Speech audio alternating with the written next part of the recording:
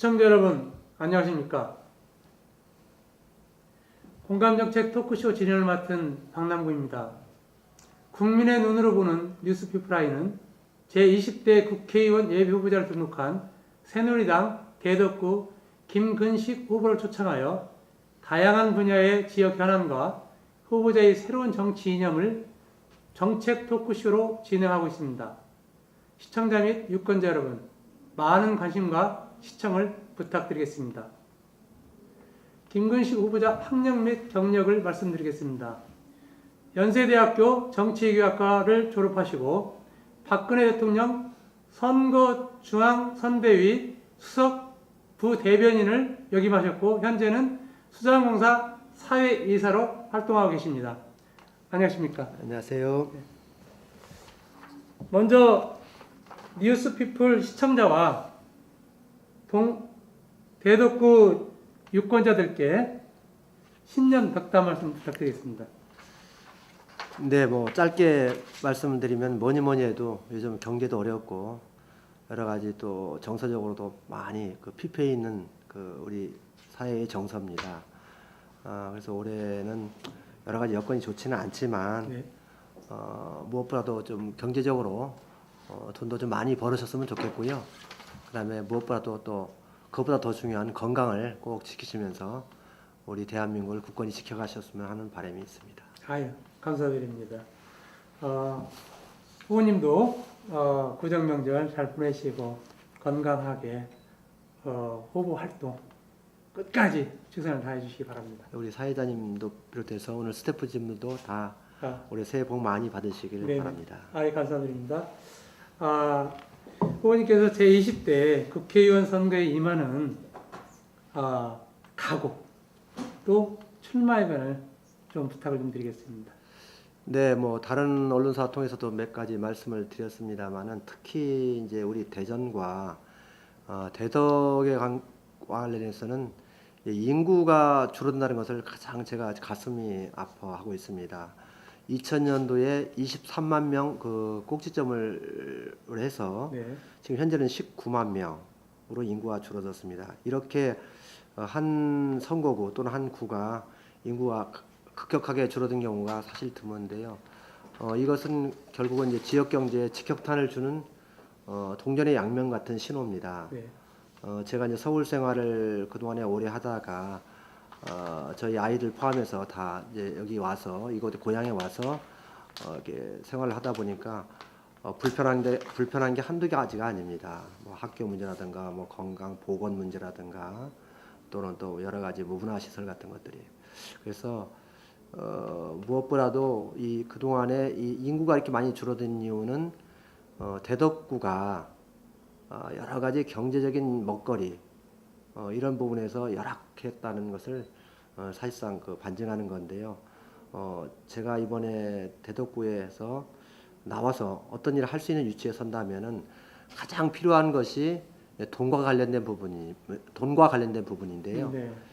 돈은 뭐 두 가지로 크게 나눠서 볼 수 있습니다. 첫째는 중앙정부로부터 또는 대전시로부터 대덕구에 많은 돈이 투입되도록 하는 부분 하나하고 네. 그 다음에 그와 병행해서 대기업을 중심으로 해서 기업의 돈이 이쪽으로 투입되도록 하는 일인데요. 이것은 쉽게 아무나 할 수 있는 일이 아닙니다. 네. 특히 이제 그 중앙 예산 같은 경우도 보면 우리 대전과 대덕이 영남이나 호남에 비해서 정말 열악합니다. 말로 담을 수 없을 정도로. 네. 올해 새 예산안에서 그 국회의원들의 역량으로 발휘되는 예산 증액뿐만 해도 영남이 충청권의 10배를 가져갔고 우리 충청권의 2배를 호남이 가져갔습니다. 이런 것들은 사실 많이 안 알려져 있고 우리 유권자들이 모르는 부분입니다. 네. 저는 처음 듣습니다. 예. 정치인들이 얘기를 안 하는 건데 네. 사실은 이제 정치인들도 이제는 솔직하게 이런 부분들을 시인하고 인정하고 우리가 모자랐으면 그 여야를 통틀어서 또는 우리 구청이나 시장님이나 또 국회의원이나 우리 이제 그 여야를 다 막론하고 대전시 전체를 얘기하는 것이기도 한데 이제 손을 잡고 지역 발전을 위해서라면은 같이 가야 된다 하는 부분에 관해서 제가 평상시에 뼈저리게 느꼈는데 이제 이것을 저는 이제 제가 그 정책인 멘토로 갖고 계신 그 정책인 대원로께서 하시는 얘기가 네. 권력을 한 곳으로 모으면 세진다. 그러나 나누면 커진다는 얘기를 많이 하시거든요. 그래서 어떤 한 사람이 자기 중심으로 힘을 모으기보다는 어떤 가치나 또는 생각을 공유해서 같이 선단을 꾸려서 같이 힘을 모아서 중앙정부하고 싸우고 또는 중앙정치에서 우리가 힘을 모을 때 예산 같은 것이 오는데 이걸 저는 흔히 나눔의 정치라고 얘기를 합니다. 그래서 나눔의 정치를 좀 하고 싶고 네. 이제 짧게 한 마디만 더 할게요. 네. 중앙에서 통할 수 있는 인물이 대전에서 또는 대덕구에서 나와야지 그것이 곧 예산과 관련돼 있고 중앙의 언론사 죄송합니다만은 지방 언론사도 중요하지만 서울에서 언론사에서 우리 지역의 정치인들이 과연 이름 한 줄 나올 수 있는 정치인들이 몇 명이 있었는지 이것을 거꾸로 돌이켜 보면 그것이 곧 예산이거든요. 네, 개인의 그렇죠. 영향이 그런 분을 반추해 보고 좀 의미 있게 이번에 총선에서도 유권자분들이 과연 정말 지역의 발전을 위해서 어떤 사람이 중앙 정치에서 통할 수 있는지 하는 것을 좀 봐주셨으면 하는 바람입니다. 예. 저는 이제 지금 후보님께서 말씀해 주신 충청권, 대전권이 예산을 지금까지 해서 19대 국회에서 가장 많이 갖고 왔다라고 아마 얘기를 들은 것 같아요. 그래서 예산이 내려면 서로 국회의원들이 내가 갖고 왔다, 내가 이만큼 확보했다라는 걸 하는데 의외로 지역별로 이렇게 시도로 구분하니까 뭐 저기는 10배 가져가고 호남은 2배 더 가져가고 우리는 좀 약소하네요. 거기다 따지니까. 좀 말씀을 드리면 이미 언론사에서도 중앙에서도 언론사에서 나왔고 지방에서도 이미 다뤄졌습니다. 예. 이제 이걸 흔히 이제 정부 예산의 원안 말고 국회의원의 역량으로 가져가는 돈을 증액분이라고 합니다. 예.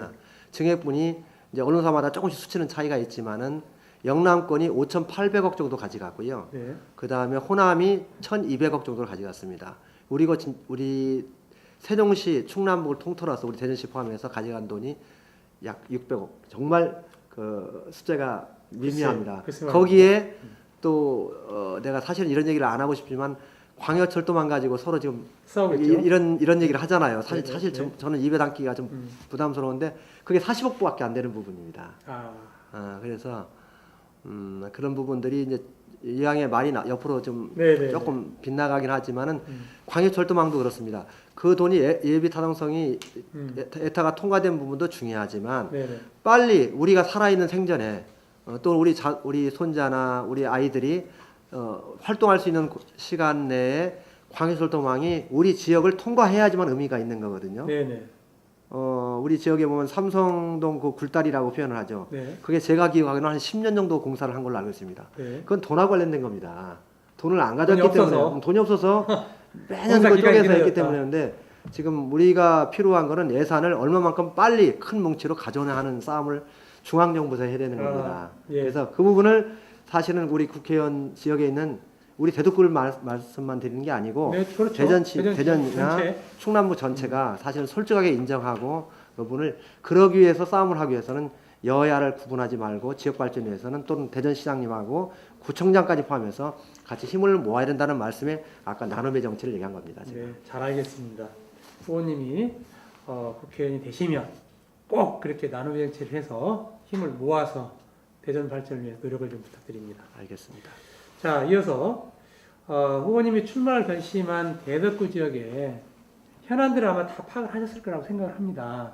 그래서 가지고 계시는 대덕구의 현안 한 가지 정도만 아니면 2가지 정도를 혹시 갖고 계시면 이 자리를 들어서 어떤 보관, 지금 현안이 어떤 이 법동과 예를 들어 송천동의 어떤 화합, 또 지역 주민 간의 어떤 상생, 뭐 이런 것들이 혹시 갖고 계시면 간단하게. 예. 그래서 다른 데서도 저는 그 인터뷰를 했고 개인적으로 이제 포부가 있다면 아까 뭐 우리 지역에서는 사실은 송천동이나 중이동의 주차장 문제도 있고 네.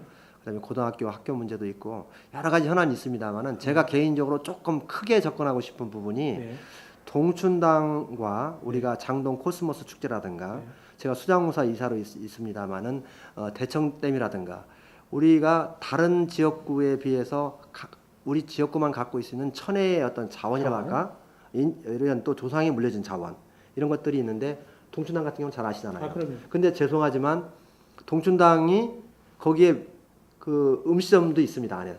네네. 근데 민속주 하나가 없어요. 아, 근데 이제 좀 있으면 그게 아마 해결되는 걸로 알고 있는데요. 음. 제가 개인적으로 욕심은 아까 그 송촌동하고 법동 같은 경우가 어떤 그 또 소지역 내에서의 어떤 약간의 틈새가 있다는 말씀을 하셨는데 네네. 저는 동춘당부터 시작해서 대청댐까지 이제 연축동의 행정타운이 또 중간에 그 개발. 설립이 된다는 네. 전제하에서 말씀드리는데 이거를 관광 벨트화해야 된다고 생각하는 사람입니다. 우리 대덕구에서 어떤 행사를 하다 보면 다 외부에서 와더라도 장동 코스모스 축제 같은 경우도 당일로 왔다가요. 그렇기 때문에 가서 저도 한번 가보면 오뎅이나 호떡 같은 거 하나 사 먹고 떠나거든요. 호텔 여기 호텔이나 콘도 또는 유스테 호텔 이런 식으로 1박 2일 할 수 있는 그런 관광 볼거리 같은 것도 없을 뿐더러 어떤 그런 또 인프라 같은 것이 전혀 안 돼 있거든요. 네. 거기서 사실은 지금 일자리도 안 나오는 거고 뭐 하다못해 택시 기사라든가 또는 뭐 미용실이라든가 기타 음식점 같은 것들이 안 되는 거거든요. 저는 돈이 많이 들어가긴 하겠지만 이런 것을 큰 관광 벨트화해서 외지 서울이나 또는 심지어는 중국이나 외국에서 1박이나 2박을 할 수 있는 볼거리나 먹거리나 이런 만들어서. 걸 코스화하는 것이 네. 그래서 관광 벨트화하는 작업을 제가 정책인 스승이 되시는 그 원로분께서는 그런 작업을 하셨었어요. 네. 이름 되면 제가 아는 분인데 네네네. 네, 그런 거를 이 대덕구에 한번 남겨놓고 가고 싶습니다. 네, 알겠습니다. 덧붙여서 대덕구는 재정 자립도나 이런 것들이 좀 떨어지리라고 생각을 합니다. 대덕구뿐만 아니라 대전 지역 자체가 네, 그렇습니다. 재정 자립도 자체가 20% 미만대이기 때문에 상당히 떨어지고 있습니다. 그중에 대덕구도 좀 이제 떨어져 있는데 우리가 지금 말씀하신 대로 먹거리 창출, 일자리 창출, 또 자영업자 살려야 되고 소상공 살려야 됩니다. 그래서 이런 지역 경제 활성화를 위해서 우리 후보님이 하실 수 있는 어떤 보관이나 방안이 갖고 계시는지. 그러니까 앞서도 말씀을 드린 거하고 맥락이 같은 건데요. 지금은 우리가 누적적으로 우리나라가 갖고 있는 전체적인 어떤 GDP 성장이나 어떤 그 파이에 비해서 우리 대전과 충청권, 심지어는 우리 이제 지역구로 말하면 대덕구가 전체적으로 그 낙수 효과에서 전혀 혜택을 못 받기 때문에 예. 온 부분이 많이 있습니다. 이제 그 부분을 보정시키려고 하면 결국은 중앙정부하고 싸울 수밖에 없습니다. 저는 여당 소속이라 하더라도 네. 우리 중앙정부 여당하고 싸워야 된다고 봅니다. 예. 그 서대전 KTX 문제도 그렇고 제가 사실은 이 문제에서 너무 할 얘기가 많은데 지금은 이게 조그마한 공약 같은 걸 개발해서 우리 지역구가 발전된다고 생각하지 않습니다. 좀 더 시간을 좀 주신다고 하면 우리 엑스포 공원도 마찬가지고 앞으로 지하철 2호선도 그렇습니다. 인구가 200만 이상이 전제돼야지 시장 원리에 맞거든요. 서울에서 보면 200만이 안 되는 대전에다가 예산을 이렇게 투입할 별 필요성과 이유를 안 갖고 덤빕니다. 그런데 거기서 그런 것들을 문제를 해결하려면 결국은 다소 뭐 닭이 먼저냐 계란이 먼저냐 하는 부분이 있을 수 있겠지만 2호선을 만들어 줘라. 그러면 거기도 기업도 유치되고 또 시골에서도 많은 사람들이 이쪽에 이주 와서 살고 고등학교도 생기고 먹거리도 생겨서 200만 원 얼마든지 넘길 수 있으니까 2호선 줘줘라 하는 싸움을 해야 된다고 봅니다. 근데 좀 있는 것도 뺏겼잖아요. 서대전 KTX 같은 거. 네네네. 그래서 우리는 정말 이 작은 이제 대전에 관련해서는 작은 어떤 뭐 골목 상권이라든가 이런 것도 중요하죠. 근데 전체적으로 골목 상권을 생기려고 하다 보면 아무런 어떤 근본적인 문제가 해결이 안 됩니다. 아까 말한 관광 벨트화 문제하고 심지어는 관광 벨트를 엑스포공원까지 해서 보문산까지 해서 이렇게 2박 3일 갈 수 있도록 해야지만 대전 전체가 살아가는데 그래야지 거기에 또 따라서 뭐 삼성이라든가 다른 대기업들이 와서 네. 거기에 상생자고 세종시 같은 경우는 짧게 보면 대덕구나 우리 대전한테는 굉장히 마이너스에 해당될 수도 있습니다. 그러나 아까 관광 벨트하고 뭐 대기업이 온다면 세종시까지 포함해서 전체를 윤리할 수가 있는데 지금은 세종시하고 대전시 또 심지어는 대덕구하고 이게 소지역적으로 갈라질 수 있는 굉장히 험악한 분위기예요. 돈이 안 내려오기 때문에. 알겠습니다. 잘 들었습니다. 여튼 우리 후보님께서는 작게는 지역구지만 좀 크게 보면 대전시 더 나아가서 세종과 또 대한민국을 연결시킬 수 있는 그런 먹거리 창출이 필요하고 관광별도 필요하다는 말씀을 주셨습니다. 타 후보와 후보님은 동구 지역구의 이제 어떤 타 후보들과 또 후보님과의 차별성 이런 어떤 나만의 경쟁력 혹시 그걸 갖고 계시는지? 그래서 저는 뭐 정책이라든가 그 어떤 인물의 됨됨이라든가 품성 또는 스펙 소위 말하는 일반적인 스펙 이런 것들은 별 차이가 없다고 보고요. 그런 걸로 구분하는 거는 좀 조금 네. 예. 사람이 더 작아 보일 수 있다고 생각하고요. 네. 이제 문제는 어떤 그 그림을 그렸을 때 그림을 실천에 옮길 수 있느냐 하는 부분에 관해서의 역량과 관련된 부분인데 이건 저는 일관되게 지금 말씀드리는 것이 우리 지역의 발전을 위해서는 예산이 많이 투입돼야 되고 돈과 관련된 부분이죠. 기업까지 포함해서.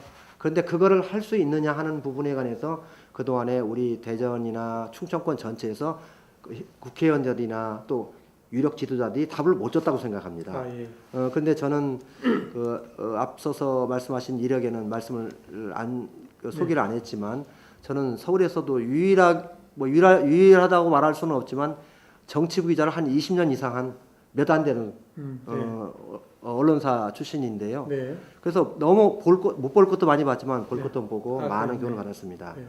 이런 부분에서 사실은 여당이든 야당이든 또는 청와대든 그런 부분과 밀고 당기기 하고 좋은 의미에서 싸움도 하고 예산을 가져올 수 있는 어떤 힘을 같이 네트워크를 운용하는 것까지 포함한 그런 부분에서의 트레이닝이 좀 됐다. 이거는 누구도 다른 사람이 따라올 수 있는 역량은 아니다.